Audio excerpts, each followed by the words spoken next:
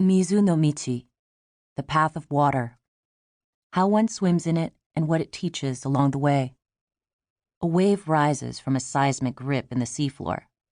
It spreads out low and travels at jet speed, mounting up as it hits shore. In Kamaishi, Japan, a 40-year-old fisherman is caught by the first 30-foot-high tsunami wave to enter the narrow harbor after the 9.0 earthquake that hit northeastern Japan that March 11 day. Kikuchi-san was driving when his car was almost shaken off the road. 6 minutes later, he turned toward his parents' house to rescue them, knowing that a tsunami would come, but his father was going the other way, bicycling toward the harbor. "Don't go there," Kikuchi-san yelled out, but the elderly man didn't hear.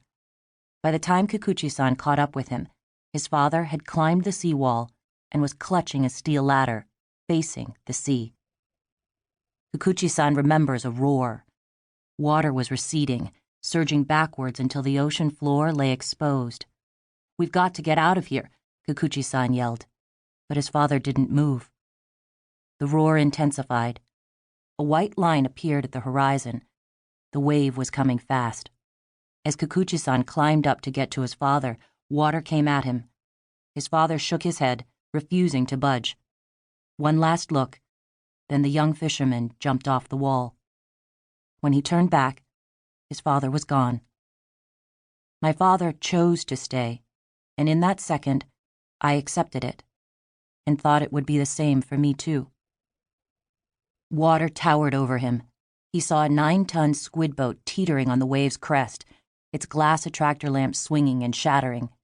The waves swept him into the river that splits the town of Kamaishi in half.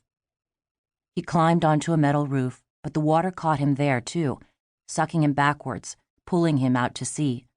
The water roiled. It was black with diesel and gas, sewage, dirt, and blood, and Kikuchi-san rolled and thrashed inside its debris-marbled night. The collapsed wave took the fisherman all over the place. Heavy house beams and pieces of boat slammed into him. He grabbed a breath, went down, and shot up again. Shattered roof tiles skittered by. Water surged and retreated. Another wave drove him deeper, then tossed him sideways and up. He remembers seeing 2 concrete pillars zoom by as he was pulled under the bridge. His head broke water. He could breathe.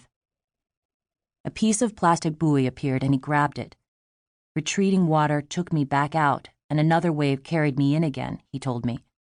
Dead bodies were floating, parts of houses catapulted, cars tumbled, a floating roof banged into a bridge and flipped on its side.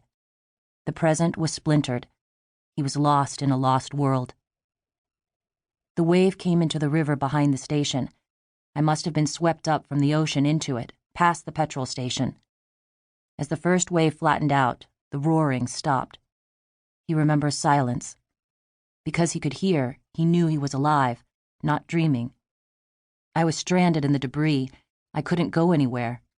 It was so quiet. I heard a dog whimpering somewhere, but couldn't see it. It was so sad. He was broken-hearted, and like the dog, thought he would die. There was a roar. He looked. A wave was coming back again. Water covered him, and he was driven toward one of the bridge pillars. He saw a rope dangling. I barely got to the pillar before the ocean began dragging me back, so I reached for the rope and grabbed it. My lower half was submerged. Debris was being pulled out, but I kept holding on. As the water drew away, my legs were pulled out in front of me. I was holding tight, floating on my back with my head up. At first I wasn't worried about losing my grip, but then my hands got very cold. Water came in false tidal sequences. Between waves, he remembers another period of stillness. The sea was a lagoon. A log floated past. I climbed onto it. Sitting astride the dead tree, he could see the extent of the destruction for the first time. The entire port had been demolished. Fishing boats had been hurled onto the tops of buildings. He lost his boat.